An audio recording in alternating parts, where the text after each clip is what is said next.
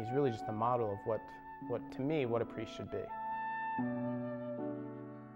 He has a remarkable capacity for embracing his own ministry as a priest. He's the kind of individual Jesus Christ had in mind for all of us.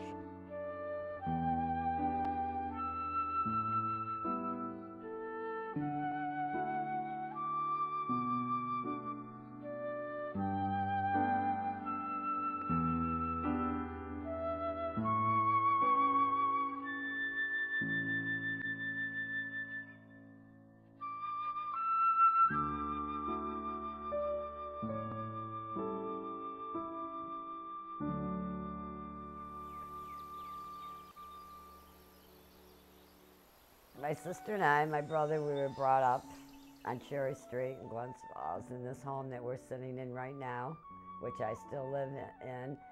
My parents came from Italy. The old saying is they came over on the boat, which they did. My dad worked at Glens Falls Cement Company. My mom worked at Troy Guild. She was a shirt maker. Oh, and she helped out, she donated, helped out in the cafeteria with the kids. At St. Mary, at St. Mary's for years and years. As a matter of fact, they dedicated the yearbook to her one year. Yeah. And all the kids from kindergarten, right straight up would come in there. And if she saw they didn't have money, or, you know, she'd look, they'd forget their money for lunch. They'd forget their money. She'd say, oh, don't worry, don't worry. Yeah, she'd go in the kitchen and she'd say, get that little boy, I'll give you the money, I'll pay for it. She was amazing. And my dad, he would do anything for anybody. Anybody. Oh, yeah. He would take the shirt off his back and give it to you. He would help anybody. That's why my brother's the way he is today, because my parents were that How way. can you help it? It was very dedicated to St. Mary's. Even as a kid, as an altar boy, he was always at church. He always was looking for things to do in the church to help. He was always at the convent with the nuns, getting his piano lessons, and he would do different things there for them, run errands for them. But you know, he never gave us an inkling, did he, Angela, that he wanted to be a priest. Right up until he almost graduated. Yeah.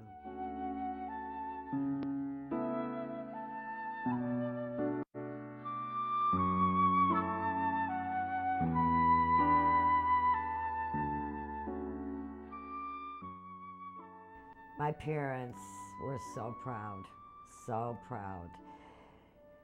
The day he was ordained, it was on a Saturday. Of course, we were at the cathedral and, you know, for the ordination, and we were right there up front. It was just a feeling that you can't explain. No. You know? And we cried. And cried, yeah. Through the whole thing, cried. His first assignment was at St. Joseph in Arbor Hill. He was there for almost 2 years. And we used to go there and visit him, and we were a little nervous. Arbor Hill isn't the best part of Albany. My mother used to worry about him all the time, but he was dedicated there from day one. He loved it. And that was at the height of the civil rights movement. And he and I met when he received that assignment, and we worked very closely together. And I was impressed immediately by his wonderful sense of empathy and compassion for the poor, and his dedication and commitment to do whatever he could to turn their lives around. And they loved him. They just loved him right away. I mean, it didn't matter whether they were homeless or who they were. I mean, they just loved him, and he was right there for each and every one of them, day or night, just like he is now. Day or night, his parishioners are first.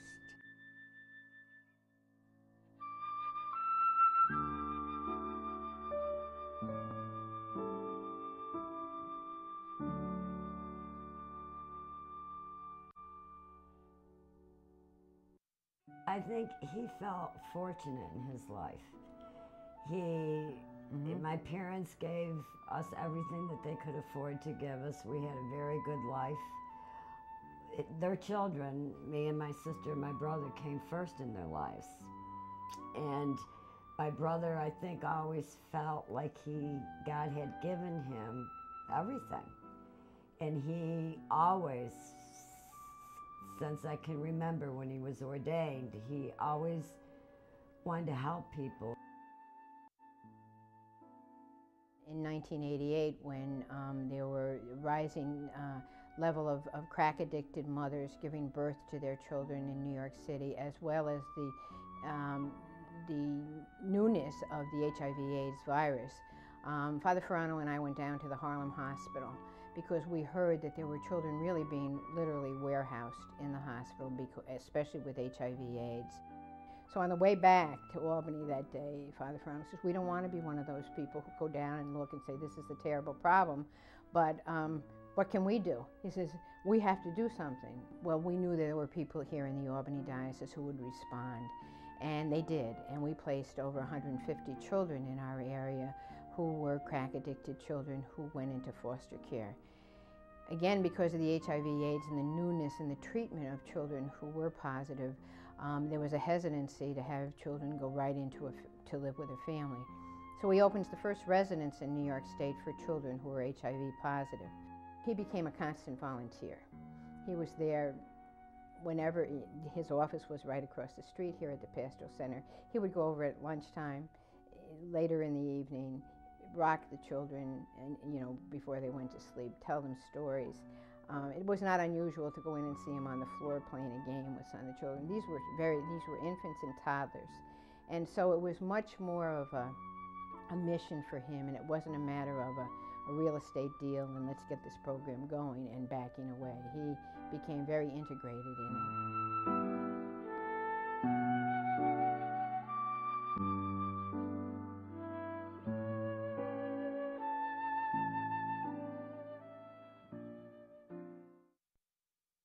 I think Father Farano always had the heart of a pastor, and while he was willing to do administrative tasks because that is what the bishop asked of him, he always really wanted to be involved in day-to-day parish life.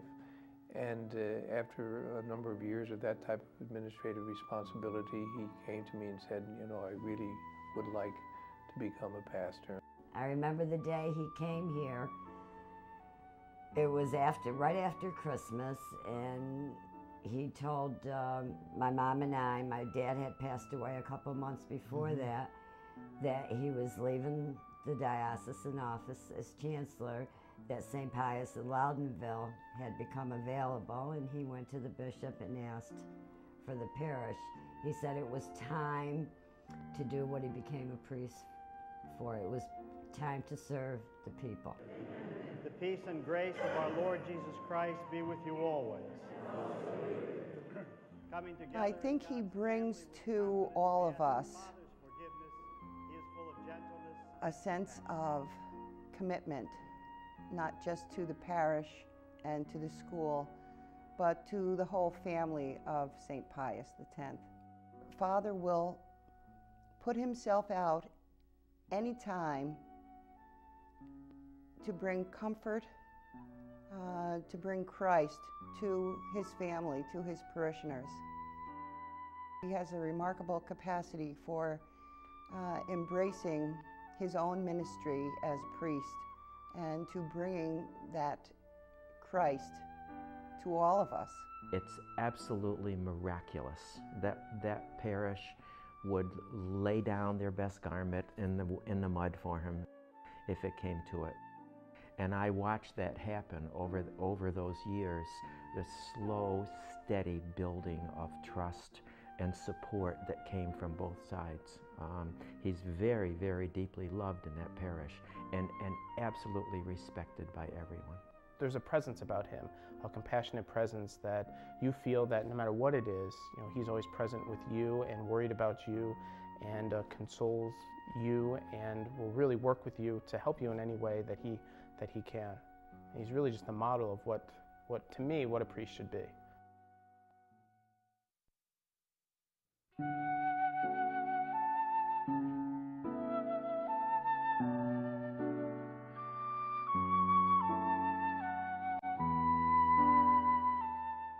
My cousin was here at the time from Italy, and she was watching she used to love to watch the news here, even though she didn't quite understand it. And she yelled to me, she was yelling to me, I was in the kitchen, and she was in the family room. My brother was on TV standing next to an airplane. And that's how we found out about it. He didn't even tell us. No, he doesn't brag, he doesn't tell us nothing. We hear. We hear. Or we read it in the paper. Oh, it's nothing. Everything is. Oh yeah, I'll say to him, how come you didn't tell us? What for? It's nothing. I was the chief executive officer at the airport when Father Farano was appointed as chairperson of the board. And he led us through 8 years of activity, and the results are probably one of the finest airports in the United States of America. And he carries much of the responsibility for that having been done. And I believe they were looking for someone who would be a healer and reconciler, someone who would be acceptable to all segments within the community to serve in that capacity. And that's precisely the role he filled. He was a person that was able to sit down, hear different perspectives, different viewpoints from community leaders and political leaders, the business community. And then he was able to bring all the various perspectives into a harmonious vision, and he was able to work to implement that vision.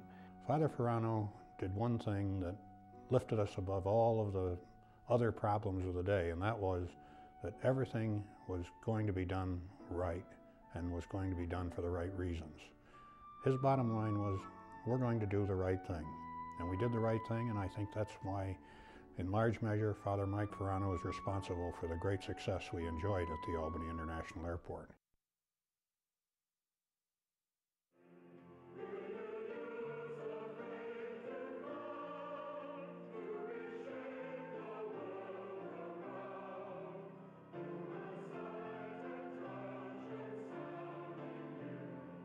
As you get off I-90, when you cross the Hudson River coming east, or coming west rather, there's a big sign that says Arbor Hill left, Loudonville right. Father Farano began his priestly ministry in Arbor Hill, working with the poorest of the poor. And when you go to Loudonville, you're working with people who are middle to upper middle class, and some very wealthy people. But Father Farano's approach has always been the same. And whether it's working with a teenage youngster at St. Joseph's School, or a youngster in a grammar school at St. Pius, or a banker or a lawyer that's in his parish, he's always had the same approach. He just accepts them where they are and walks with them wherever they need to go. Whenever he came through the airport, he'd always take time to say hello to the janitor, to the custodian, to the building guard, always to the lowest salaried people, to ensure that they understood that they had an advocate in Father Mike Farano.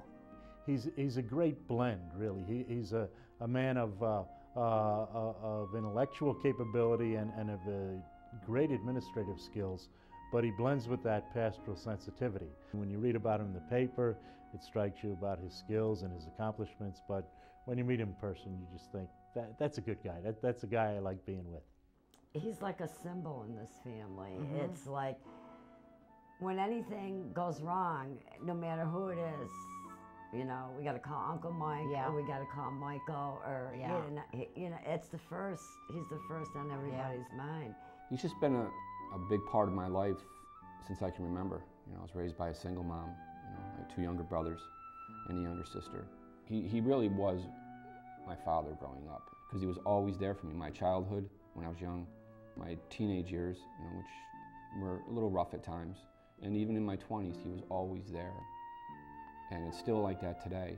You know, like I said earlier, he's still Uncle Mike, you know. But today, he's still all those things, but today he's my best friend. There's such a caring presence about him, and it's not about him, it's about who's ever in front of him. It's not about getting, you know, awards or things like that. It's about the day-to-day stuff that he does that a lot of people don't see, but some of us who work with him do. You know, it's consoling people, it's you know, working with families when it's a funeral, the celebrations of First Communion, confirmation, you know, really just being that presence there. And I think that's what, to me, at least shows me what a priest is. You're all better because of who he is. I really do mean that. We are all better because of him. When I think of Father Mike Farano, I think of he's the kind of individual Jesus Christ had in mind for all of us. It's just that person in your life, you know, and that I hope everybody has at least one Uncle Mike in their life, because he's gotten me through the littlest problem to, you know, the death of my son. You know, I mean, you asked me earlier, you know, do I talk to Uncle Mike or do I talk to a priest? I think everybody talks to Uncle Mike. I don't think anybody talks to a priest. They talk to Uncle Mike. They just call him Father Farano.